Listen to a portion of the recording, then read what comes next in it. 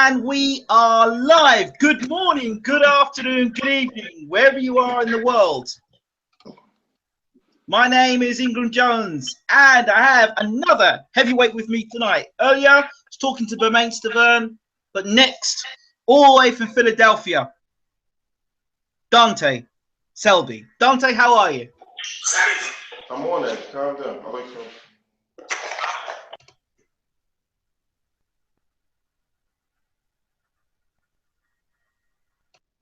Hello? Dante, you there? Yeah, I'm sorry. I got a call as soon as we went on. Can you hear me?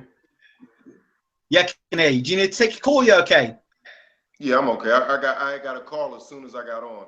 Of course, that would happen. So we'll start again. Good morning, good afternoon, good evening, wherever you are in the world. My name is Ingram Jones, and thank you so much for tuning in to watch a Baylor TV boxing. This time we have a heavyweight, all the way from Philadelphia, Dante Selby. Dante, thank you so much for joining Baylor TV. No, thanks for having me, man. Thanks for having me, Ingram. So for those people who don't know who you are as to what you do and who you are. Well, I mean, you said my name. I'm Dante Selby. I'm a heavyweight boxer from Philadelphia. If anybody knows anything about boxing, Philly might be the best city in the world for boxing. If it's not the best, it's at least top 5. So it's a lot of talent down here. So I'm in the mix. Started about 3 years ago. A very unorthodox beginning. Let's just say that. Okay. So do you want to tell us your story? Should we just creep into your... How do you want us to do this? Do you want us to go straight for the kill and find out what you're about? Or do you want us to do you want to take us through their memory lane? We got time. I mean, we'll start. All right. So the typical way of boxing, or the most normal way of people getting into boxing, is they start when they're young. Young kids, they're in the gym, they do the amateurs, they build up, they learn the game that way, and then mature into the fighter that they are. I didn't have that way at all. Nothing in my life is that way. So I literally one day decided I was out of shape. I wanted to go box. It started off my little brother, Tamir Herbert. He was boxing, and he had a guy in the gym with him who was a heavyweight, and he like, yo, man, you can beat him, man. Come on in there, man, you can beat him up. So I'm that type of guy. I'm like, all right, let's go in there. I wanted to do it. So I go in there, we convince him, we talk to him. So I'm like, look, I got boxing experience, I've done it a while, all that stuff. Lying, completely lying, to get in there. So they put the gloves on, we get in there. We sparred the first round. I'm strong, so I caught him with a good shot, and he kind of laid off me for the whole round. So I'm thinking, okay, I'm winning, cool. But I had no idea how long 3 minutes was. So when I got through the whole 3 minutes and I went into the corner, and then the bell rang again, it was like,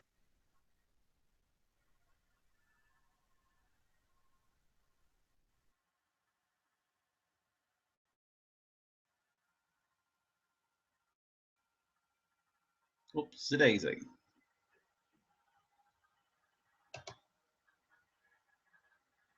Looks like one of Dante's fans must have rang him.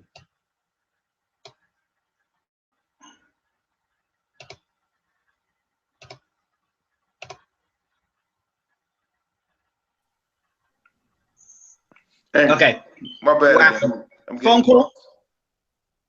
You're getting calls because you're doing the interview. Maybe because you're doing the interview. Who knows? Yeah, that's what it is. Yep. But yeah, so we come out for the second round. I'm winded. I'm talking about as gas as they can get. I'm like, oh. And he let me have it. He hit me with everything but the kitchen sink. I didn't go down. I didn't quit, but they wound up stopping the sparring just for the safety thing. They obviously knew I wasn't a boxer. That drove me right there. I'm the type of person that something that small would drive me. I hate losing in anything. I played basketball, a little bit of college basketball, something small. But even then, I was such a competitor. So I had a friend of mine, and he was like, hey, you can come train with me, brother. You can come down there. I'll teach you some stuff. So I said, all right. We came down there. I really just felt like I was out of shape. I was about 240, which is a little big for me. At 6'3", 6'3", 6'4" in sneakers. It was a little bigger than I was used to being because I told you I played basketball. So we first started doing like workouts, and it was at a Muay Thai gym, but he would have us doing boxing stuff and everything. So you couldn't really count it as boxing training, but we did that for about a month. We would spar a little bit in the cage with all different type of guys. So we went down to this other gym, ECC Fitness, which was probably about 10, 15 blocks away. And they had sparring on Tuesdays and Thursdays, open sparring. So after I learned a little bit, we went in there and we got into the open sparring, and I go in with an amateur guy. And this guy was kind of slick, and he had movement and everything. And me, I could punch. I'm strong, I could punch. Let's go. We get in there and we spar the first 2 rounds. And I'm tired, but I'm not as tired as I was the first time. And the third round we get into, and he start kind of trying to hot dog a little bit. He catch me with a couple good shots. I think it's on YouTube and everything.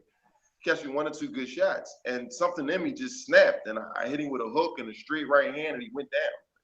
It was like, oh, and like, wow, like he hit him. So that guy did it with, and then the next guy got in, I stopped too. And it was like, yo, we might have something there. This was 4 months into boxing, like almost not even 4 months. And it was like, all right, well, let's get him in some let's get him with some real sparring, get him in some real training. And we did that. So after 4 months in the gym, I turned pro. No amateur experience, no nothing. So that was different all the way around the board. I was 32 years old when I did it, turned pro. It was no point in going through a long amateur career. Who's going to put their kids against a grown man? That type of stuff. I got good sparring from, the likes of Eddie Chambers, Garrett Wilson, who's a top cruiserweight or, top contender cruiserweight, Joey DeWinko, who's up and coming heavyweight, Rafael Pedro, who was a contender and, fell off a little bit. He fought Shannon Briggs for a championship before.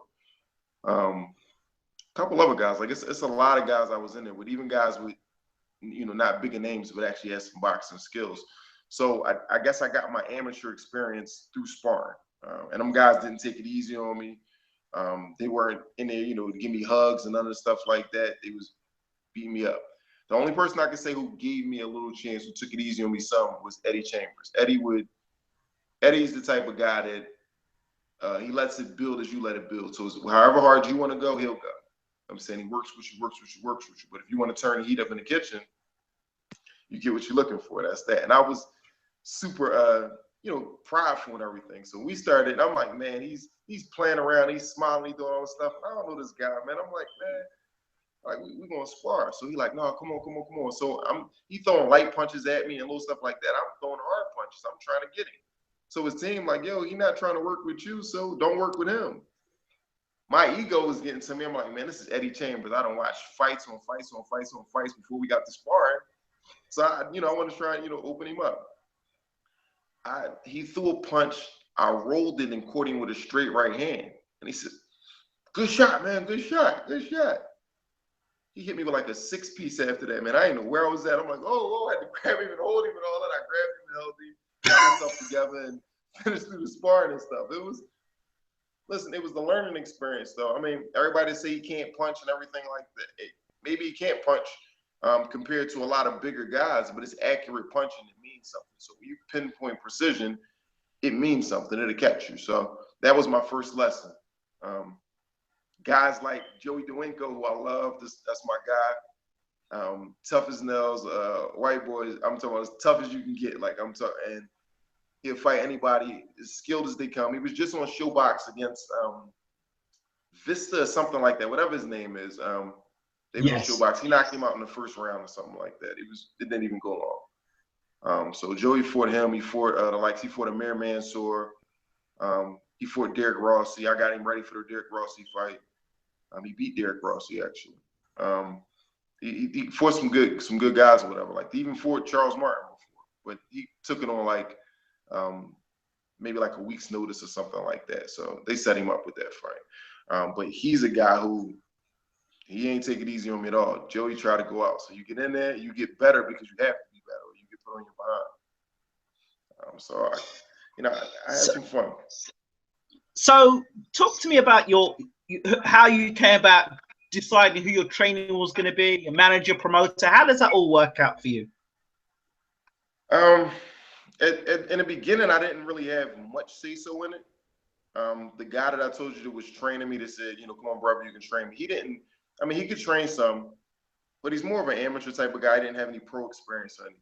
So the guy whose gym that we went down to, ECC Fitness, his name's Ofa Donaldson, he wanted to manage me. So I let him manage me. And he had a couple guys that to choose from for real. It was Jose Figueroa, he held one belt back in the day. He fought Tommy Hearns, pretty good boxer. He just wasn't great, but he was pretty good. He was one guy. And then there was Mark Robertson, who was another guy. Mark Robertson, calling him the mad scientist, caught my attention because of how he worked with his son. His son's making a name for himself. Little Future, I don't know if you ever heard of him before. Little Future? Little Future, yeah. No, tell me more. Little Future is, I think Future's 10 or 11 now. He's been boxing since he was like 3. Is that the Mayweather guy? The Mayweather? Yeah, he's not Mayweather. He was in the Mayweather, just down there with Mayweather, with Floyd Mayweather Sr. He had done a piece with him and stuff, and Floyd just shouting him out. I think so. Yeah, I remember. I saw Little Future. So you know him? Guy. He's fighting in the amateurs. So he's doing great. I haven't heard from him in a little while. I haven't talked to him a couple months. It's been. So I talked to him. I talked to his dad about 3 weeks ago. We talked and everything. So I like the way he worked with his son. His son, I'm talking about fantastic pad work, how he was talking to him and that type of stuff. I liked how he worked. He was a defense first type of guy, and let the offense come to you. So I liked his style. Figueroa, when I was with him, he was giving me the same workout that he was giving girls that came and worked out to the gym. Like they came to get fitness, and I'm doing the same thing that they doing. So it just seemed like a generic, like a template workout. To me, I didn't like that. I'm like, nah, I don't think that's personalized. I don't think that's for me. So I just told him, I said I'd rather work with Mark and opposed to work with Jose. Nothing against him, but I just I prefer him. So me and Mark started that way. So the first thing we worked on was defense. He's a defensive guy. You'll hear him. He's going to talk tons and tons about Guillermo Rigondeaux. That's his favorite fighter. He loves Guillermo Rigondeaux, loves James Toney, loves these guys. So this is where I start watching those guys also. And we learned a lot of that. So I like hiding behind my shoulder. I like rolling the shoulder and stuff. So we started a lot with just inside the ring, me not throwing any punches, me allowing guys to throw punches at me, and me slipping out the way of it, learning head movement, learning how to, counter punch and stuff. That came later, but learning where it comes from. Like you're rolling off of it, now you have this available. You catch this, you have this available. Different stuff like that. So that's how I started learning with him. My offense didn't evolve just yet. His thing was offense comes, like your offense will come with you. Like you need to focus on defense. If you feel like you can, stand inside a ring with somebody defensively and hold your own, then offense will come. Then you can, put it together. So that's how we did. So I went with him. Ofa was my manager / strength and conditioning guy. We had a couple other guys too. My guy Justin Haskell and all that. He helped me with the cardiovascular stuff. So we had a nice little team. It was different though, man. After I've had a chance to sit back and look at it, and it was just different. It was rushed. It was fast tracked, and because of my age, I understand the fast tracking part. But the things that I have working for me is I'm a heavyweight. Heavyweights mature way later than everybody else. We don't do all the big movements and all the stuff like that, so our body can handle it. I don't have an extensive amateur background, which is good and bad. The good part is I didn't take all this wear and tear and punches and stuff. Everybody else, I don't have that. I don't have scar tissue. I don't have none of those things. So I'm fresh when it comes to that. I don't smoke. I don't drink. I'm a religious guy. As much as I can be. I'm Muslim, and I still do stuff wrong, but I'm call myself religious. Family man, 5 children, wife, all that stuff. So my focus is the gym. That's my focus. The gym and my business. So in that first year of me turning pro, I had 4 fights. So I had 4 professional fights before I had a year of boxing in. My record, I don't know if you checked me out, but more than likely you did. I'm 2-1-1. The first fight was a draw. Everybody that was there, if you look at it on YouTube, whatever, everybody believes I won the fight. I thought I won the fight. But it was just, I was brought in as an opponent.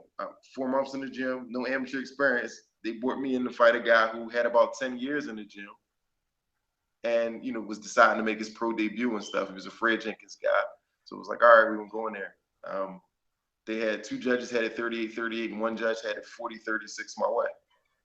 I hurt him in the 4th round, almost knocked him out, but didn't have enough steam. So that was, you know, that was a draw. I was okay with it because it pushed me to be better. So the next fight I won, it was a guy, Golden Glove champion guy. I beat him. And actually, that's the guy I'm getting ready to fight in 2 weeks, or a little less than 2 weeks. I gave him his only loss. He has 7 wins and 1 draw. So they've been wanting to get the fight back. I'm great with it. I'm like, whenever y'all want it, we can do it. And he's the New Jersey State champion now. So it's a little something online. It's a little fun. Okay. And then you had a loss in your record. It was a KO loss. Yeah. Explain that to me. Listen, certain things agitate me. The fact that it's counted as a KO, I'm upset. It was a TKO, but it was a KO regardless. It was a guy named Randy Easton. Randy Easton is a journeyman. But the thing about journeymans are they fight top competition. So if you're not up to snuff, then, you know, they'll expose you. And to be as completely frank as I can, I wasn't that good. I had okay matchmaking. My best attributes was I was strong, and I had a chin, and I was in good shape. That was it. So I would throw punches. I would keep doing stuff. So I was a better boxer than Randy Easton, but he jumped on me from the beginning. From the beginning, he jumped on me. I remember it like it was yesterday. I threw 1 jab at him. I connect with the jab. His head snapped back. I'm feeling myself. I throw another jab and go to slide to the side. And he starts doing like this Tyson-type movement, side to side to side to side to side. And he explodes with like 4 big punches. I blocked 2 of them and catch the other 2 with my face. So he buzzed me with the shot, and I'm trying to hold on from there, grab him and hold. And he's a strong guy, so he yanks away from it. Throws an overhand right, catches me with that one, and I go down. My hand grabs the ropes when I go down, so I don't go all the way down. My hand touched the ropes, which counts as a drop. I stand back up, and the referee goes to jump in between and, you know, give me my count. And he jumps over the top of the referee and punches me 4 times clean. Buzz me, I'm gone. So I was already gone anyway, but that was even worse. Referee pushes him away, takes 2 points, and then says, go, and starts it right back up. He could have took 7 points. It was over. So it was no right from there. So he throws more punches. I go down again. I start to get up, and the referee jumped on me. He was like, no, it's over, like that. Out of everything that I've gone through in my boxing career, I learned more from that loss than anything else. Anything. It thwarted me. I kept the video on my phone forever. My wife wound up deleting it from me. I would watch it regularly. Because it's funny in boxing, right? So you box because you love to box. It's prize fighting. So you obviously want to be compensated for it. But most boxers are competitors and don't want to lose. So the first thing that we always think about is keeping your O. Oh, you got to keep your O. Oh, you got to keep your O. And that's what people safeguard. Nowadays, it's that way. Back in the day, it wasn't like that. Back in the day, the fighters, you take a loss, you jump back up, it's cool. If I name 5 fighters for you, right? As soon as I'm going to name the 5 fighters, you tell me your response on them. You tell me your reaction to these fighters, all right? Okay, Muhammad Ali. Great.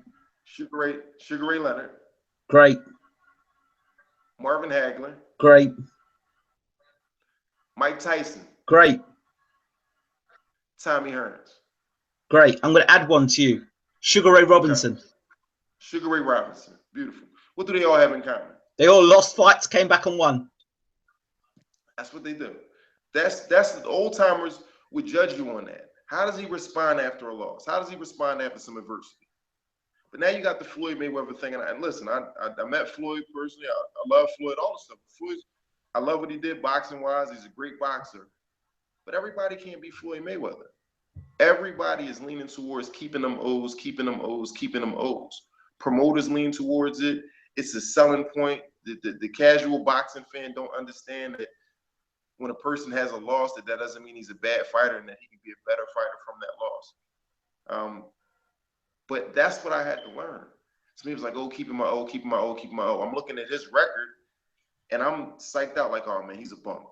He's a bum. I'm gonna go get him. And we try not to overlook anybody. He was a last minute sub. We got him about a week out from the fight. We were supposed to get a guy, Bill Marks, but he pulled out of the fight with some injury or something like that. It was Don Elbaum who put the fight on, who's like legendary with matchmaking and stuff. He put it on. Heard of him. Elbaum will set you up. You see what I'm saying? And he's a good dude. He's a good dude. He was straight up and down with me.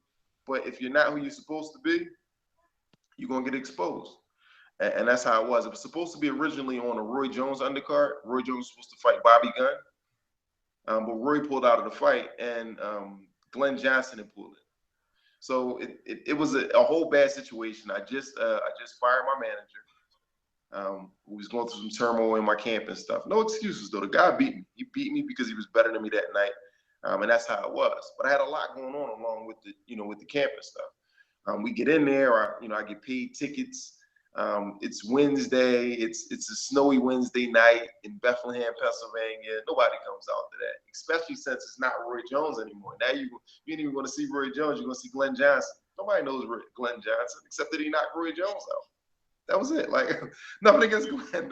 Glenn's, he's a terrific veteran boxer and everything, but we just want to keep calling a spade a spade. He is who he is.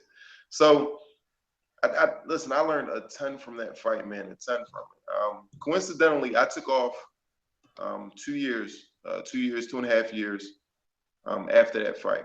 And it wasn't because of the fight. It was more about me not having money. So I have my own business. I make my own skincare products. Embrace Your Body's my business. And my wife had told me that she didn't want to work anymore. That's all I wanted to hear. So put the boxing down for a little bit. You see what I'm saying? Like, all right, I'm gonna put that away, and I'm gonna focus on getting this money. I have 5 children. I got to do that. So my business has been pretty good the last 2 years. So now I want to get back into boxing.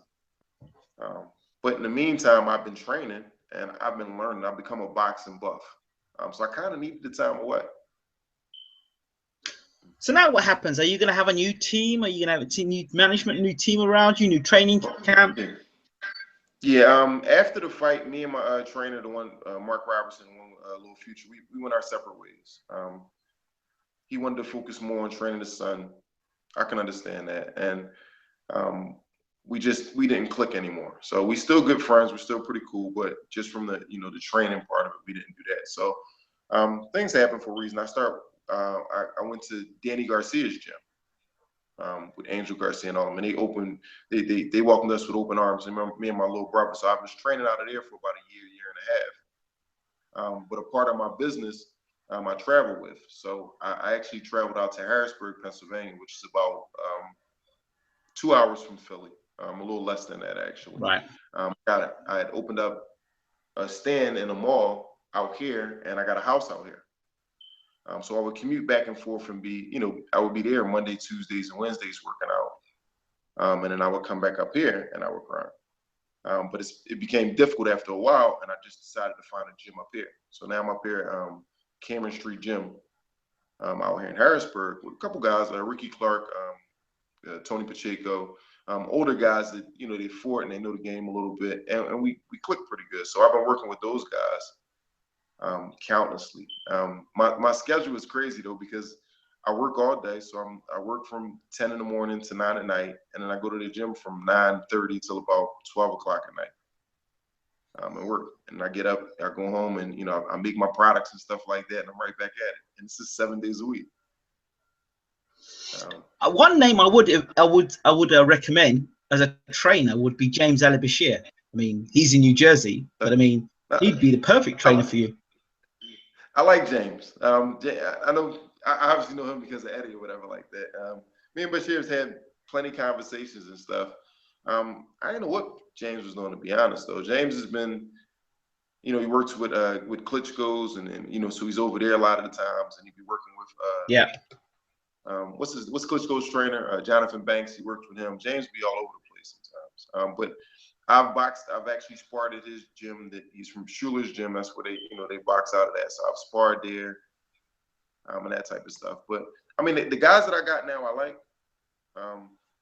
And the one thing I like about them is they don't feel like they know everything. They always want to learn. They always want to do this. So they wouldn't be against if we had to bring somebody else on. You see what I'm saying? For something they wouldn't feel any type of way about that. So they're good guys, and sometimes it's not about what a person can teach you. It's about the relationship for real. Me being able to sit back and learn a lot about boxing now. I like to train people myself too. So I have a fair assessment with myself. I'm very honest with myself. I take myself when I make mistakes, what I need to work on and these type of stuff. So even if I come in with the game plan, or we come up with the game plan together, it comes out to be the best result sometimes. So we work. Okay. I mean, what are your ambitions in boxing? Are you looking heavyweight champion of the world one day? Are you looking just to make a living? What is it with you? I mean, it's a hard way to make a living, to be honest. So that's not my. I mean, I want to be compensated without a doubt. But my business is pretty good. I make almost $200,000 a year with what I do, so I don't have to box. With that said, I feel like I have to box. I love boxing. Like it's my passion. It's my obsession. But you can play any sport in the world. You can't play boxing. So you either 100% out, because you get caught halfway, you can get hurt. Every time you get in a ring, every time you get in a ring, you know what can happen. Yep, you can't blink for a second, literally. Like it's in most places you got a bunch of cliches, and that's a cliche in most things except in boxing. That's real. You can be beating a guy up. Number one example, Meldrick Taylor, Chavez, beating the brakes off him the whole fight. 10 seconds, 15 seconds left, got caught with a shot. And I mean, we know he should have been able to, retain the title, win the title and stuff, but Chavez was the A fighter. He was the A side. They stopped it from the beginning. But something like that, you can win all that time. And one shot changes everything. Change everything. So how do you, I mean, before your loss, what were people saying about you? And then obviously after your loss, what were people saying about you? People were excited about me. I had haters, so I mean, I guess that meant I was doing something right. A lot of guys, it was funny. I've been in boxing conversations, and one guy came and he said, I'm mad at him. My friend, Greg Hackett. Greg Hackett's a fighter. He's a journeyman, I guess you can call it, whatever. Funny guy though, right? He said, snuggle time. He said, I'm mad at this boy, snuggle time, just jumping on the scene, beating people up. I'm like, that is crazy. But I jumped out of nowhere. It's not like anything else. Like from 4 months in a gym, literally 4 months. There's people that won't take an amateur fight after like a year in the gym. 4 months in the gym and to come out and actually win fights. I know guys have been boxing their whole life just like 0-6, 0-10, don't get wins and stuff like that. So people were high on me. They thought I was, the future talent. They would compare me a lot to Brian Jennings. And I don't think that was a fair comparison at all, because Brian, who was still a little green at the time, you see what I'm saying? Even now, it still does some greenish stuff, is a very good boxer, though. Like, I mean, very good boxer. Our body types are similar, and that's it. Brian was a better fighter than me. Brian, he did more things. He fought better people. Obviously, we've seen him fight. Even with the Ortiz fight and the loss, he gave Ortiz all he can handle. Ortiz changed it up a little bit on him, and that's how he kind of got out on him for real quick. It's no shame on his part. He stood in there, got hurt a couple times, still stood in there and rumbled. Klitschko, beat Perez, beat Spilka. You see what I'm saying? These type of guys. So it wasn't a fair comparison, but people tend to do that. They're going to do that anyway. Like, next Brian Jennings, because I started from, short background and stuff. So I wasn't Brian, but people was trying to put us in that conversation. Brian's a humble dude. He would laugh when they would compare us and stuff like that. He said, well, we'll just, let him get to where he gets to and stuff. And that's how that was. But after the fight, I mean, people jumped off. They jumped off for just because of the loss. But if you looked at me, I don't know if you looked at any of the sparring and stuff like that. what's on YouTube now isn't me now. But on YouTube, if you look at some of my sparring and stuff like that, you can see some skills. Like I had some pretty good movement, pretty good reactions and things like that. So I had something to build on. I'm not your average plodding heavyweight and all that type of stuff. I'm not that guy. So I had some skills with me. So people still believed in it. But then when I didn't get back in the ring immediately, you know, people was like, I don't know what's up with him, what's he doing, blah, blah, blah. The people around me understood what it was. But, yeah. And I could care less what people think. I mean, people that's not paying my bills, I don't care anything about. I had to do what I had to do. That's how it goes. I love my fans. I love my fans. I love the haters and all the stuff like that. But, you know, people have to do what they have to do. That's how it goes. Tell me, okay, so how do you plot your way back, or what are you going to put in to ensure that your career, you're not treated like a journeyman, for example? Well, I don't. The one thing I don't want to do the journeyman thing. That's part of the reason why I stopped. The minute that I start, when they start calling you for guys, I got called to fight. It's funny because he's on the same card as me. Zhili Zhang. Yes. You know what I'm talking about? Yeah, exactly. So now, mind you, I'm just give you some idea what the pays are, and I'm sure you know what some pay is. But if you get a 4-round fight in Philly, right, they're going to pay you as a heavyweight anywhere from $800 to maybe $1,200, right? 4-round fight. So after my loss, I get called for a debut. They say they'll fly me in, do all the stuff like that. I don't remember where the fight was at, but they'll fly me in. Okay. They told me to give me $2,500 for a 4-round fight. So it's $2,500. I'm like, for 4 rounds. They're like, yeah. So now I'm like, hold up. I'm like, it's a debut. I said, I got to look him up. I look up the name, and most of the time when their debuts, you can look up the name and they don't show up for real. Oh, this guy showed up. Olympic silver medalist, world champion, all the stuff like that, all the guys he fought and everything like that. I'm like, yo, you got to be kidding. I'm like, and they wanted me to fight him. 6'6", 265, all this. That's a loss right there. That's a journeyman loss. Once they start doing that to you, then it's hard for you to get back in your career. What I don't want to be is, if I'm not competitive in the sport, if all I'm going to get is journeyman type fights, if all I'm going to get is that type of stuff, I don't want to box. It's pointless to me. If I'm not in, you're going to give yourself. You're going to give. You're going to give yourself a fair shot. I mean, at all due respect, you've got a career outside of boxing. No. And if you're gonna go ahead. No. Go. Finish what you're saying. I hear what you're saying. If you're gonna give yourself the best shot in boxing, not like soccer where you don't score or you don't do a good pass one day, you can always come back the next day. You get knocked out in boxing, there might not be another day for you. So you've got to give yourself the best possible chance. You know that yourself, the best possible chance to be as effective as possible. Now, if you're full-time at your job and kind of doing the boxing part-time, then that can't help, can it? Right, it can't. But that's part of the reason that the hours that I put into the gym and working out and stuff are the same amount of hours that somebody else will put into. And so I'm 3 hours a day in the gym at least, and then I'll do my calisthenics, and I got a personal trainer, and I work out and that type of stuff. So I put the time in to do it. But what I won't do is the type of fights that they wanted me to take at the time. My first fight back, you want me to take a fight against silver medalist, pro debut. Then I get called to fight a guy, Adam Kalnacki or something like that. I think he was 6-0, 6 knockouts or something like that, and fight him in his backyard and all that type of stuff. So these type of calls I was getting. I'm not saying I can't beat the guys. I don't say that at all. I think I can beat anybody I get in the ring with. But the chances of you winning in their backyard without a knockout is highly unlikely. So these are setup fights for real. They don't, they're not Ji Jong-ying. They didn't call him for his pro debut. They didn't call him to fight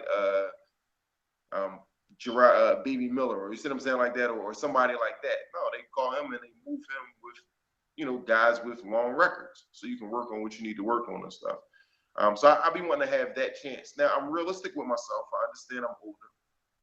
I understand I don't have a bunch of money behind me yet, and I got to put money behind myself. So you kind of got to get in where you fit in for. You got to get the right fights and stuff. So like this fight, I'm fighting a guy. I told you 7-1-1. I beat him one time, but he's won 7 out of his last 8 fights. So it's So, not like I'm taking the easiest fight on the way back. What'd you say? so you've beaten him before. How did you beat him? Yeah, I beat him. It was unanimous decision. So now you're going Yeah. to get the rematch. You have to do since Huh? that last fight. Obviously, he's coming for revenge. Yeah, he's coming for the revenge. Yeah. It's more of his people that want the revenge. They're moving him the right way. They put him up against the right type of guys. So now he's got enough experience, and they think, okay, he'll win the fight. And like I said, I wasn't that good when I beat him, but I beat him. I'm a lot better now. What they're counting on is, and they can get credit for it because it's not bad matchmaking. They're counting on me being out the ring, inactive for 2+ years. They made the fight be a 6-rounder, and I've only done 4-rounders, and he's been active. So to them, it's like, okay, he's getting older. He hasn't been fighting. We gonna get him. And people look at the record, all they're gonna see is he rematched him, he avenged his loss, end of story. What they don't know is I've been training my behind off. I've been in the gym constantly since January. Like, I'm talking about not a week off, none. So I'm in there all the time, working. I'm down. I'm about 227 to 230, fluctuates in between there. I spar 8 to 10 rounds, 3 and 4 guys, that type of stuff. So I'm ready. Like I'm ready to work. And you've got new training team now, or you said what? you got a new training team, or Yeah, for the this night? guys I told you out here in Harrisburg, Cameron Street Gym. Yeah. Okay, and what's been the difference in that camp for you? The difference is it's all about me. Like the focus is all about me. It's something to be said that when guys who have lives come into the gym and they're in the gym all day, but stay in the gym with you till 12, 1 o'clock in the morning. And they're there, and we're ironing out every little detail. It's a guy, man. He's 60+ years old, Ricky Clark, right? He's about 180 pounds, maybe, probably about 5'7". And he'll put on a bodysuit with me and go rounds with me with the bodysuit and pad work and all. It's just countless stuff so we can work out all the wrinkles, anything we see wrong, any type of flaws or anything, working on that countlessly. It's something about that dedication. When they meet you that way, when they're going as hard as you're going, you got to respect that. That makes you feel better. Okay, let's talk heavyweight boxing for a minute. Let's talk in terms of heavyweights that you see. Okay, who's the best heavyweight in the world at the moment? Best heavyweight in the world at the moment. That's a rough question. All right, so what do I think? How do I answer this properly? I guess I gotta say Tyson Fury.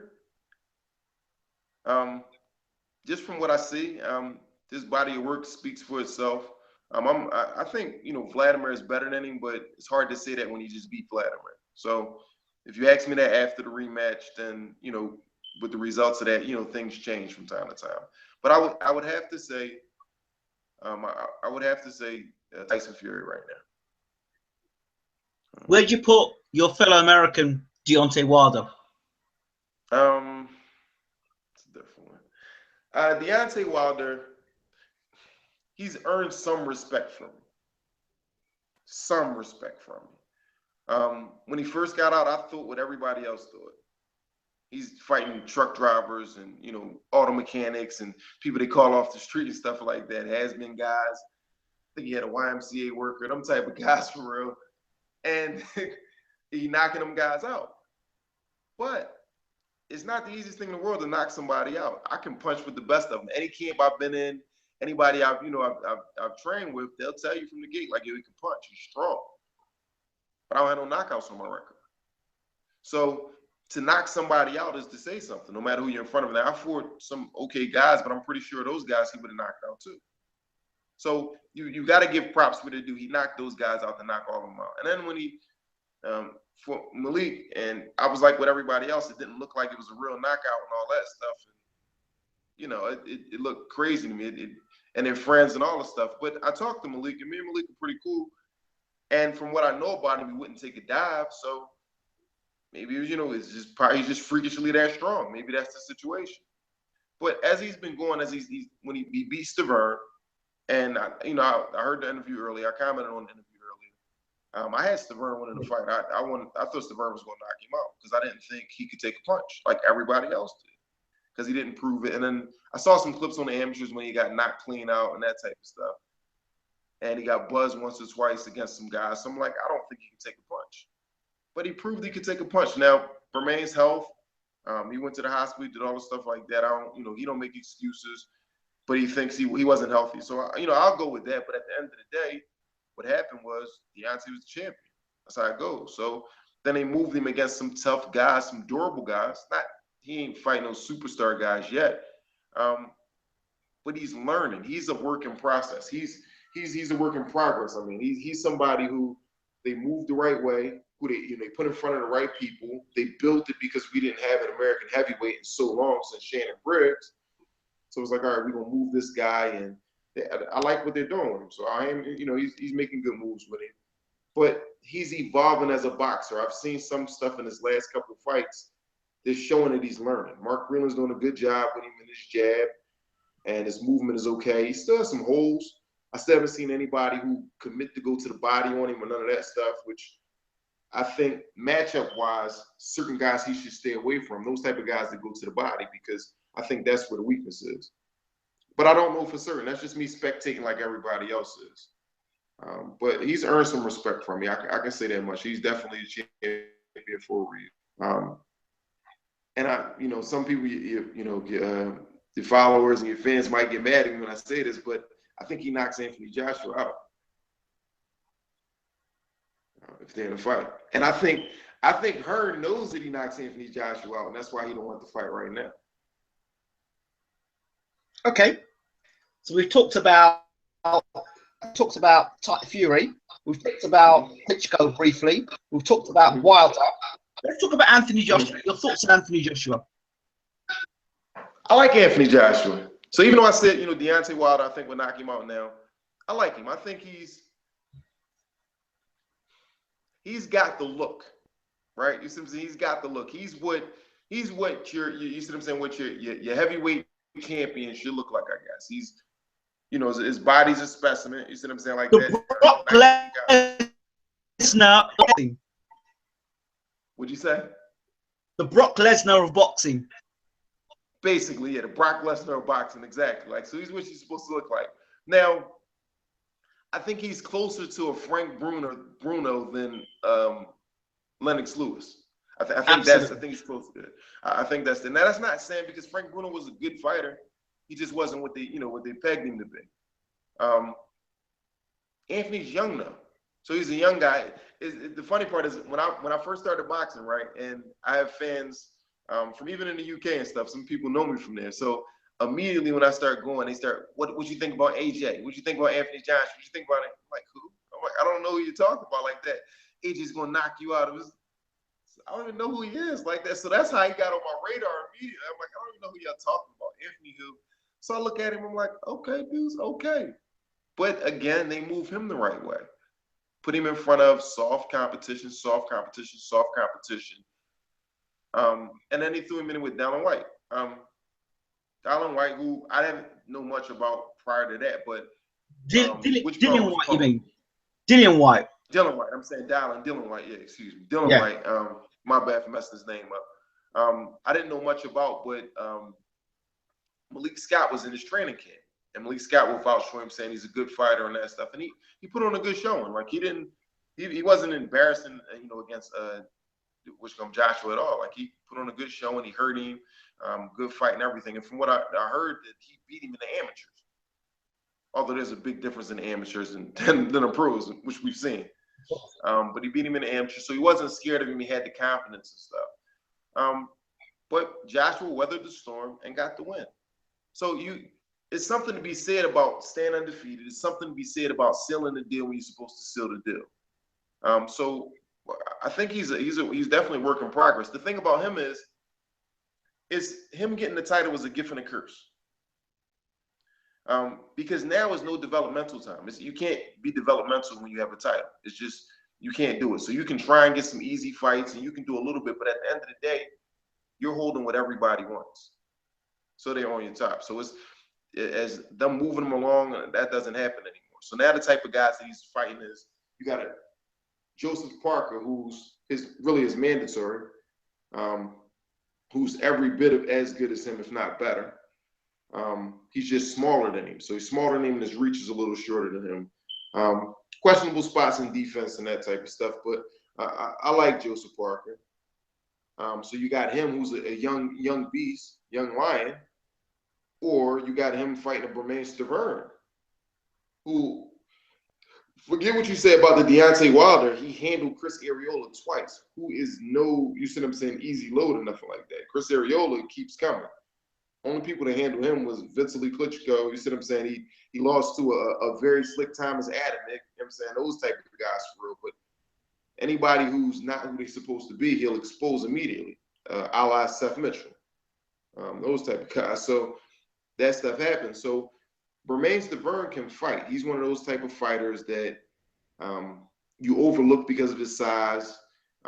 He doesn't have the atypical heavyweight body for real like that, so you overlook him because of that type of stuff. But he's strong as they come. He counter punches. He goes to the body. His defense is pretty good. He takes a good shot and everything. So if this is the guy you're fighting, it's a pretty big test for him. So either they think, you know, he's big enough to handle that, or they're banking on Stiverne's decline. What do you think? If it's a full healthy Stiverne, if that's what it was, the Deontay Wilder fight, if it was the dehydration, I think Stiverne beats him. Well, and he's no different. Yeah, I think he beats Joshua. Because he's no different than like an Arreola or nothing like that. He doesn't show me, except he's not even as aggressive as Arreola. So I don't know if Joshua beats him. And there's nothing against Joshua, like I said, but I don't see anything special about him. Right. You see what I'm saying? I don't see anything special about him. He has the same aura that David Price had. That same aura for real like that. This big, invincible guy, but he's a straightforward puncher and boxer. And then he run into somebody who's not afraid of you, who has some pretty good defense and can counter punch and get it. You go and you put Charles Martin against him, who laid down for a good price. $6 million, I guess, is a good way to lay down. So you're right with that. Like, all right, give me $6 million. Okay. I wouldn't do it, but listen, he went out there, and I don't know if it was a money scheme or whatever for him, because he called Joshua out. That was the thing. It's like you called him out. So I don't know if it's like, okay, I'm gonna cash out the best way possible, and then, you know, if I want to do it again, I'll do it again. If not, I'm back to Cali love and all. I don't know what it was. So he laid down. Brazil's tried his hardest, but Brazil can't fight. That's just real. Like, they put Brazil in front of a bunch of nice guys and that stuff. But I always be thinking, like, when them guys put that type of money behind you and you have a bad showing like he had against Amir, when he had against Amir Mansour, who's one of my friends also, he's pretty cool. Amir, and a lot of people saying he broke his jaw. He didn't really break his jaw. He fractured a bit of it, but that wasn't the problem. He caught him with the uppercut and his mouth was open and he bit his tongue. He almost severed his tongue. So he said he had to get like 38 stitches. So that's why he couldn't fight anymore. That's why he couldn't breathe. His tongue swelled up a whole bunch. But Amir dropped him twice. He was beating the brakes off in that fight. It was bad. So he already showed that he was vulnerable. That's why he got the fight with Anthony Joshua. That's why. Notice they didn't call Gerald Washington, who I don't think is much better, but at least he had a good showing. He didn't get dropped. He didn't show that. So when they see that and they see, okay, his chin's not rock solid. He got dropped twice by a smaller guy. He's an undefeated guy with a bunch of knockouts.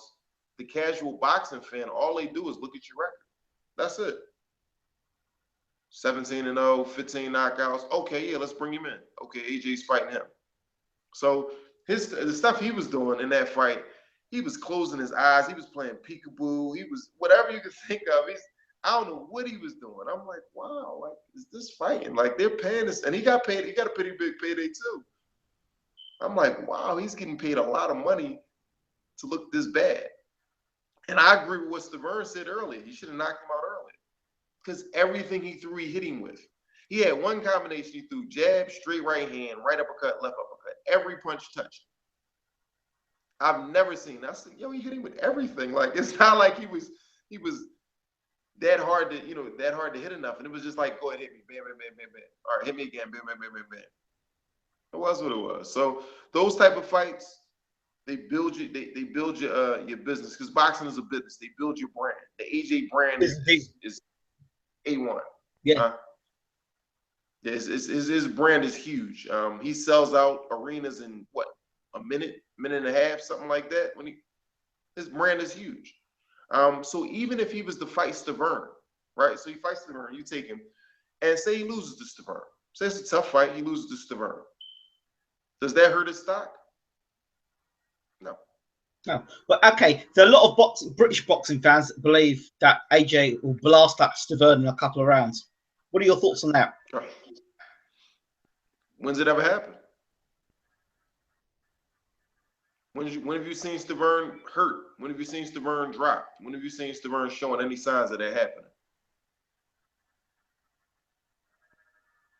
The Wilder fight, maybe? The Wilder fight, I guess he hurt him. It looked like he was off balance a little bit. He caught him with a good shot, but he didn't drop him. He landed punch after punch after punch after punch after punch. Didn't do anything. He still was there. I don't see him blowing him away that way. So if he does it, listen, if he does that, I take my hat off. Then I think he's closer to special. Like, okay, maybe he's closer to Lennox Lewis than Frank Bruno. But I don't think he will. But that's why we fight. That's the reason why we fight. Everybody thinks certain things. I think he'll do this, and I think he'll do that. And it's no disrespect to anybody. Anybody we mentioning right now is no disrespect to him or nothing. Everybody has their own opinions. I'll voice mine. I have no problem on it. I just don't think he beats Stavern. And if he beats him, he definitely doesn't blast him out the water. Stavern's got pretty good defense, and he can take a pretty good shot. So I don't see him blasting him away in a few rounds. He didn't blast Brazil away in a few rounds. He hit him with everything. I don't see the difference. Okay, let's move on. We've talked about Joshua, Fury, Wilder, Stavern. Okay, what's your opinion on Stavern the fighter? I think he's one of the best talents. I think he's tough as a fighter. He's undersized for the division, but he works that pretty well. But I think he's a really good fighter. He would be in my top 7 fighters. Heavyweights. He'd be my top 7 heavyweights. Okay.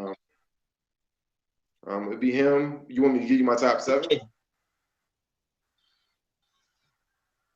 See it, okay. So obviously Tyson Fury, Vladimir Klitschko, he's got to be in there. You kind of got to put Deontay Wilder there because he's done nothing but show and prove.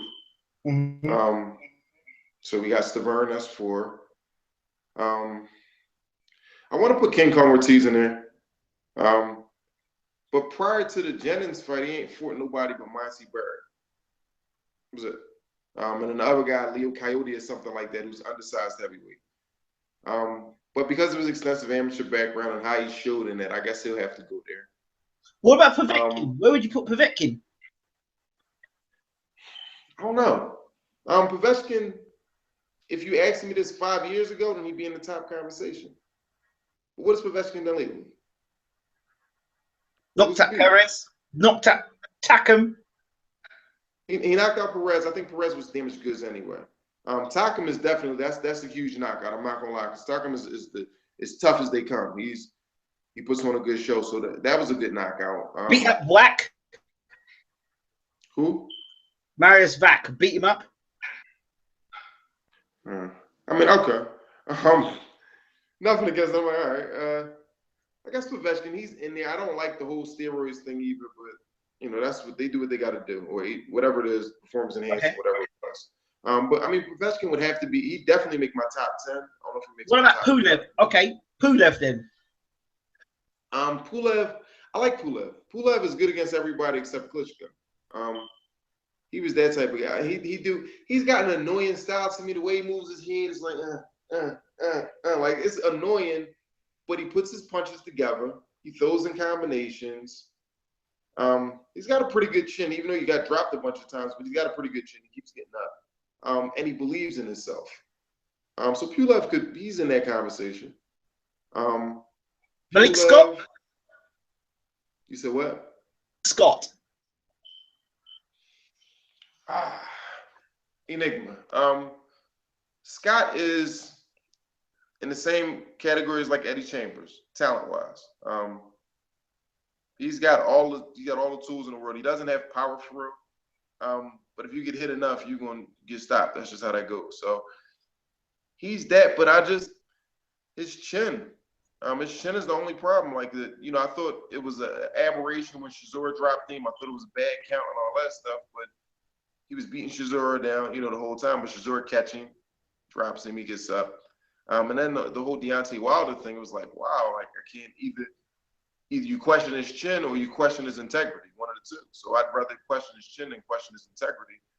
And that's not the worst thing in the world. It's not natural to be getting hit upside your head. So I mean, some people just can't take it. That's how it goes. So he's a top-notch boxer who people don't want to take a risk with because he can expose your fighter with the skills that he has. But I don't know if he makes my top 10. Okay. Joseph Parker. Joseph Parker. Parker's he's up and coming. He don't make top 10 because he's not there yet. He doesn't have a belt. He doesn't have the accolades. He hasn't done. But he beat Takam, which is huge. That was a huge one. He worked for that. He worked for that win. That wasn't an easy victory. That was work. I think he hit Takam with like a 20-punch combination. He was still there, and they still was rumbling and all that. So you gotta love that. He got hurt a couple times in the fight. He showed character and everything. So he's definitely up and coming. I like Joseph Parker. I think they need to work with him. With his head movement, what'd you say? Yeah, Hughie Fury. Now, Hughie, I think he's a talent. Hughie's definitely top 10. He's the one that people don't talk about much. I've seen some clips of him, and I get some, inside tracks and stuff with Eddie and stuff. They tell me about, how good guys are and stuff. And I seen Hughie sparring with Stevie Cunningham with no headgear on, and his movement is good, and he's got good range and all this stuff. He's the more conventional Fury, unconventional. He's crazy. Just like he said, he could be insane. He could be one way this way, one way that way one day. He's that guy for real. Hughie is the exact opposite. Hughie does everything the right way for real. Nice jab, good combination. He doesn't have great power, but he has good power. Knows enough to get one of the best jabs in the heavyweight division. I would say one of the division. By far he is. Like I don't know if I'm trying to think if there's anybody with a better jab than him. Chaz Witherspoon has a pretty good jab. Klitschko? Klitschko definitely. Malik has a good jab too. He's pretty good. That's one of his best weapons. And Deontay's jab is getting better. But yeah, I like Hughie's jab. Hughie's one of the top jabs for real. I like him. He's a talent. I read somewhere that he's going through some type of physical ailment. Whatever it is, I forgot what it was exactly, but he's going through something where he can't even be 100% when he's fighting. But they're getting him little journeymen and stuff like that to keep him active. Okay, there's a fight coming up between Dave Allen and Dillian Whyte. You know anything about Dave Allen or Dillian Whyte? I've never heard of Dave Allen. I've heard of Dillian Whyte because, I've seen that one. Who's Dave Allen? He fought Jason Gavin recently. Everybody fights Jason Gavin. Okay. I'll take a look at him. I don't know much about him now. Dillian Whyte, I like. Dillian Whyte he's a pretty good fighter. Would you say he's world class? Or would you say that he's I think he's a tier below it. Okay. I think he's a tier below it, from what I've seen. Shannon the Cannon, let's go champ Briggs. Let's go, champ. That's my man. Listen, I love Shannon Briggs for other reasons. It's not even just his boxing. He's somebody who single-handedly upped his brand. He's done tremendous things for his brand, literally just using his cell phone and a character. And I think he learned some stuff from the great Ali. He posted something on there with him and his dreads back in the day, and he said Ali was there, and he posted a picture, and Ali was playing with his dreads. And he was like, if I was, what did he say? He said, if I was fighting you, I would call you the pretty girl or something like that and mess with him. He took a page out of that with chasing around Klitschko and chasing around people and all this stuff because people like funny stuff. The avid fan likes that stuff. From a boxing standpoint, I think he's dangerous. I think everybody looks at him as he's dangerous, though. I watch his stuff he do. His movement is good. He was always a strong fighter and a fighter that would jump on you. As he's gotten older, he's learned to go to the body a lot more. That's his new adjustment. That his body shots are crippling. Like he's got that liver shot is major. He's in great shape. All he do is work out all the time like that. Of course, he thinks, you're not allowed to wear shirts and stuff like that. So he always got his shirt off and everything. But I just love everything he's bringing to boxing, man. He's bringing excitement back into it. He's bringing that entertainment factor. I think we get too far away from the entertainment part. You gotta have that. The entertainment. When boxing is at its best, you're entertaining. Say what you say about Mike Tyson or whatever. Mike Tyson was a polarizing figure. Mike Tyson was a supreme entertainer. Like he was the one. You love him and hate him. I still watch some of his old interviews. He was talking about the lady. He was like, I only give interviews to ladies that fornicate with me. It's like, really, Mike? Did you say that? Like people sit back like he was so outlandish. Like. But you had to respect that. You had to love that about him. Ali was the polar opposite with some of the stuff, but he was the guy. He'll talk stuff to you, and he gonna tell you when he gonna beat you, and he beat you when he said he gonna beat you. 18 straight times he told the person when he was gonna beat him, the round he was gonna beat him in, and he pulled it off every time. That's entertainment. People want to be entertained. People love entertainment. That's why Adrian Broner is such a big deal, because he's a character. He's polarizing. He's got 2 losses. Okay. He's a world champion. He's world-class performer, definitely. But people like him more because of what he is outside of the ring. He's so different. He does things that people don't do. Same thing with his mentor, Floyd. Floyd was that guy. Floyd was him. Floyd became this, calm down guy in his last couple of years. Before then, he was calling people out. He would do stuff. He would imagine Floyd if he fought Guerrero 10 years ago. He came out with a Ghostbuster uniform and everything out there. Who you gonna call? That would have been him for real. I remember when he was talking, he was whining at Oscar De La Hoya. You could say Oscar wanted to strangle him. That was one of the best press conferences ever. Exactly. Say yep. And he came. And Oscar was going. He said, "Hi, my name's Oscar De La Hoya, and I'm gonna do this. I'm gonna do that." He goes, "You ain't gonna do shit. You up and down. That's what you ain't gonna." Yep. That was it. I said, that's crazy. But yeah, that's entertainment. That's what boxing is. That's why I like the PBC. They coming back because they putting fights back on regular TV. I mean, the Thurman Porter fight was exceptional. Two good fighters in their prime fighting one another. Right. That's great for PBC. But a lot of things PBC are doing, I think, are damaging the sport. Like their fighters don't fight regularly enough. One, the fighters don't have no profile. You're not building a story with these guys. None of these guys have got any story to them, right? Because they're not profiled enough. Guys on PBC should be on commercials. Guys on PBC should be doing plenty of interviews. Guys in PBC should be on TV chat shows. They're not. They're not. And so, and then the Knights themselves. You look at that the cheesy, kind of like really cheap entrances these guys have got as well. I mean, stuff like that. Despite the fact that PBC's on TV and there's lots of more bot rate, it's what product is being sold. That's the concern for me. Right. I mean, I get what you're saying, but there's also there's certain obstacles that they got to overcome. PBC, a lot of the guys they've morphed over from Golden Boy. You got the Golden Boy guys and that type of stuff for real. So some of the stories was built with Golden Boy. Some of them are just up and coming. And what Al Heyman did was he signs everybody. So he not only signs the top talent, but he signs the journeyman too. So now your top talent got guys to fight against to keep them active. It's also a part of filling all the TV slots, which there aren't a lot of TV slots to do. And it's about spoon feeding the public boxing again. Because boxing has been on, the premium networks lately. You see what I'm saying? As of late, the past 10, 15 years.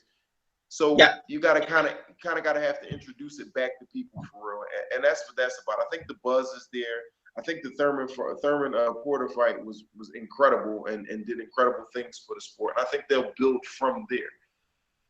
But you also gotta, they don't want to dilute it either, because it's like, all right, this is something that's big, but if you got fights on every weekend, or you got 2 or 3 fights on and all that stuff, and people are like, it's just boxing. It's just boxing. When it first came on, PBC like, oh, we getting it on NBC, we getting it on CBS, we getting it on, oh man, we want to watch it. But then after a while, it's like, okay, who's fighting? They fighting. I don't want to watch that. I don't want to watch that, unless you're a boxing buff. And it's like, all right, yes. And I'm a boxing buff, and there's still certain fights I don't want to see. I'm like, I'll watch something else. I'll watch it on YouTube or something like that when I want to check it out. That stuff. So you're kind of fighting both ways, gift and a curse. But I think they're doing good things for it. They're keeping people employed. They're getting good paychecks. That's the one thing I know about it. This guys, King's Promotion was close to me. I know those guys, Marshall Kaufman and David Feldman. I fought for them one time. And David, I know Feldman very well. I've done quite a few interviews.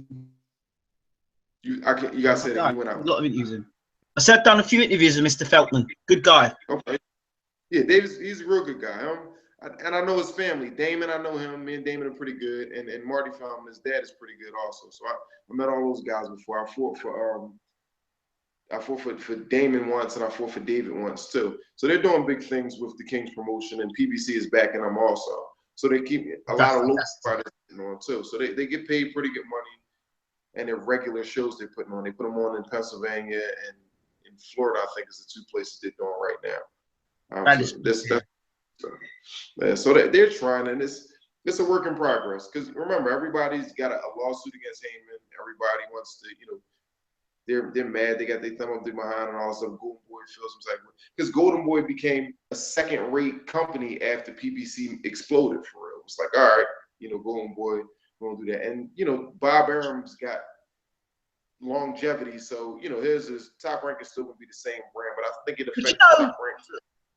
I suspect that there may have been a conversation with Heyman, Golden Boy, and Top Rank, and said, look, why don't we work together?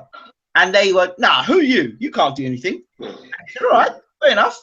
I'm doing my thing. And now he's gone off and done his thing, and he's blown both of them out the water. It's like, oh, we're going to get you for that now.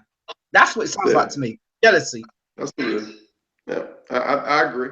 I think it had to be something on them lines like that. It had to be there.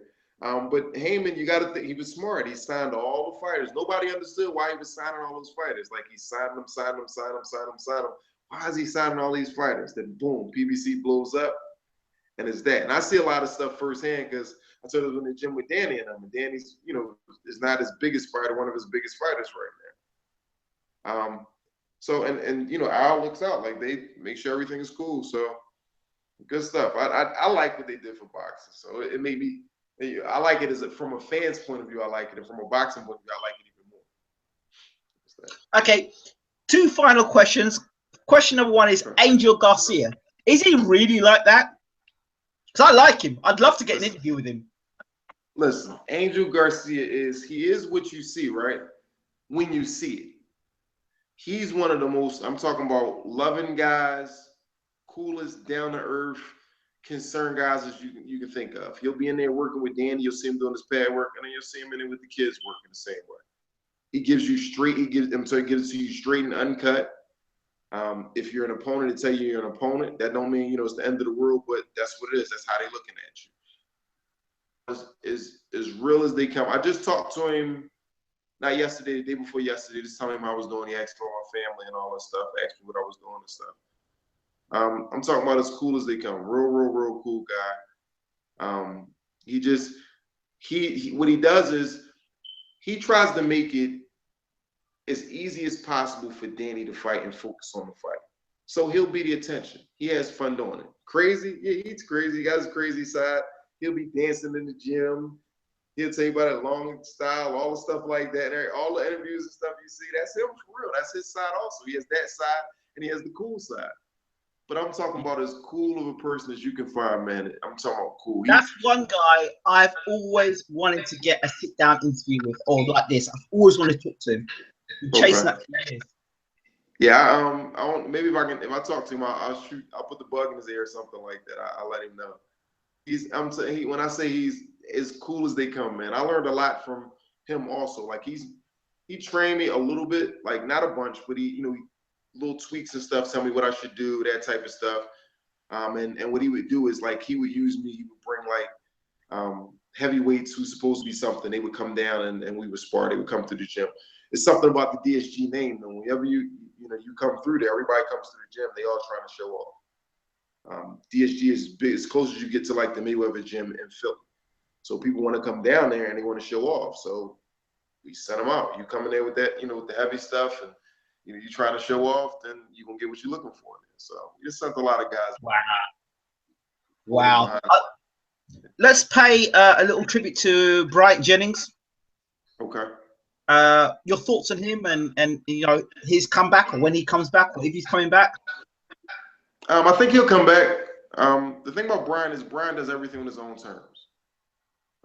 Everything on his own terms. I talked to BY. I had him on Twitter. I told him I had a fight coming up. He just, gave me the thumbs up with it and stuff like that. I talked to him after his fights. I pick his brain. We in a lot of the same places sometimes and stuff. So I think we're friends. We're not the closest of friends. We don't hang out all the time or nothing like that. But we're definitely cordial. We definitely message and talk back and forth to each other and stuff. Brian, I think he's done a lot with a little. A whole lot with a little. I don't get into what people's finances are, but he has some big fights. You see what I'm saying? I don't know what he made. I don't care what he made. At the end of the day, he can take care of his son. Firstly, he's a great father that I know of. You see what I'm saying? He's a hardworking dude. He also kept it real with me. He didn't quit his job until he signed with Gary Shaw Promotions. Didn't quit his job until then. He was still working. He was still working downtown. I know. I interviewed him while he was downtown.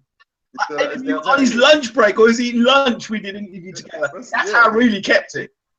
Listen, he said, listen, I ain't getting the type of money I'm supposed to get. Like, I said, I get you. And he fought for Russell Peltz. And Russell Peltz, Hall of Fame promoter. But Russell Peltz gets his money. And he hasn't made a living off of getting people rich. That's not what he does. He gets his money like that. Russell Peltz, I knew Russell Peltz was an Jew, and they say all the all the Jewish stuff and tight and all the stuff like that. Yeah.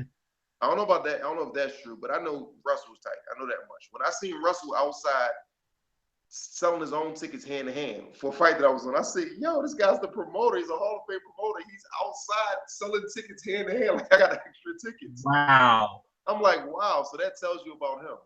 Russell has he has a world champion now. Shout out to my boy Jason Sosa. He just beat Fortua for his championship and comeback victory and all the stuff like that. Me and Jason fought on the same card before. Real cool people. He's involved with my guys from Rocco Collision. They real good people. Tevin Farmer, Joey DeWinko, my man Mark Ciparone, all them guys. They're real good people. So he has that guy. But Russell Peltz he's the guy that gets you there.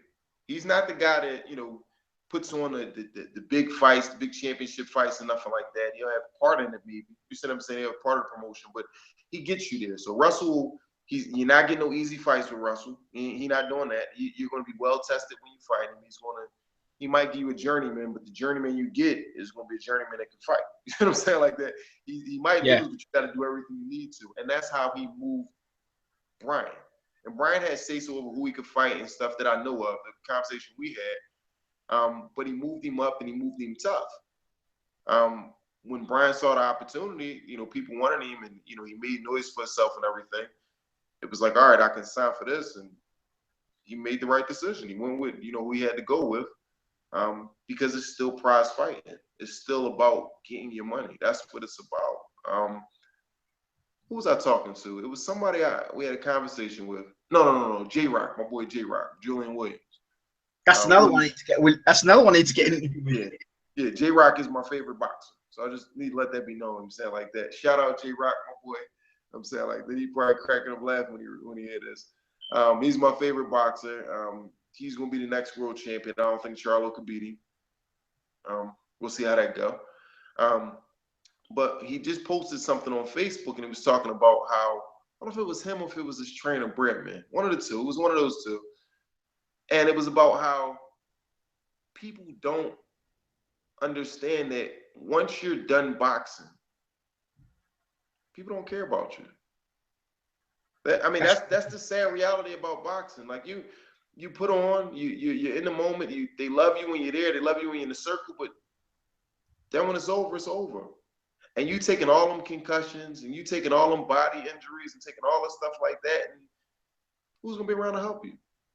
That's true.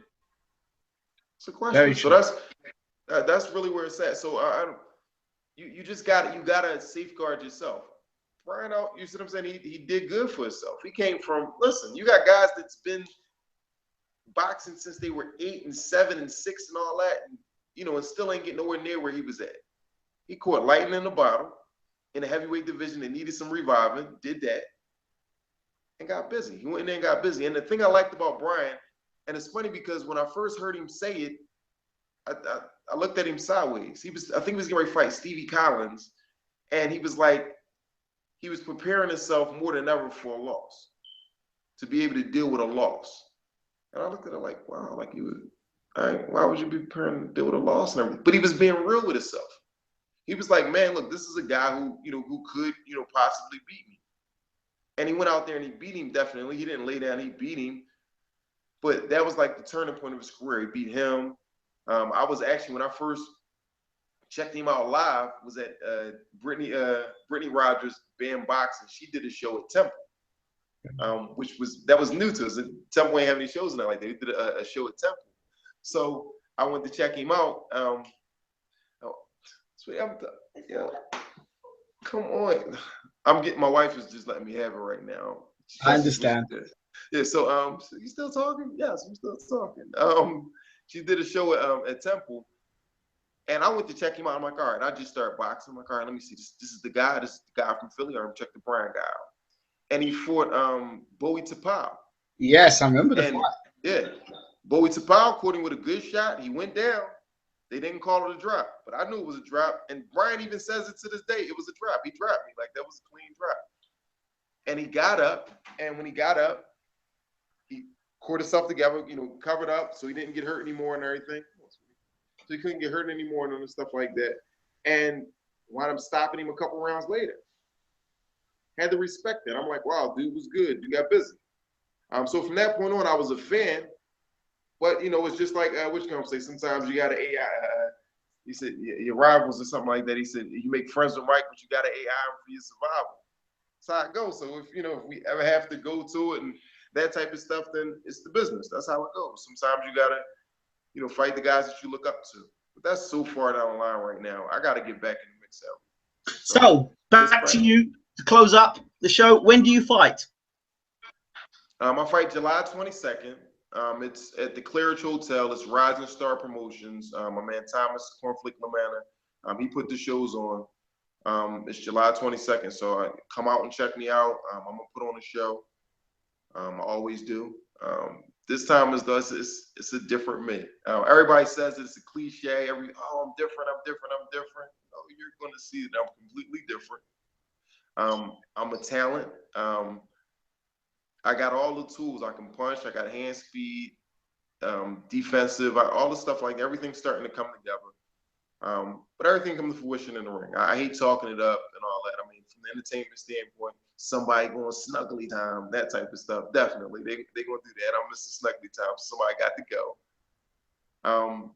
But I'm gonna get busy in the ring. I get busy. Can I shout my business out? Of course you can. All right, if y'all need some skincare products and all that stuff, I'm such a business person. Go to embraceyourbody.net. You see what I'm saying? I don't have my international shipping isn't up, but if you inquire about it, I can find out about it, no problem. I got the best exfoliants, solutions, massage oils, body sprays, facial washes, all the stuff like that. Check the website out, embraceyourbody.net. Go check me out. I'm saying it's life after boxing. Where can people find you online? What'd you say? Where can I find you online? Oh, my Twitter is Dante Mr. Snuggly Time Selby. So just look up Mr. Snuggly Time.